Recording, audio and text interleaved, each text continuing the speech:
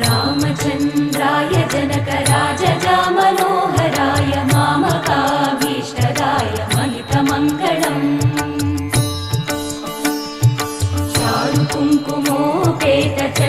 चारुकुङ्कुमोपेतचन्दनानुचर्चिताय हारकटकशोभिताय भूरिमङ्गलम्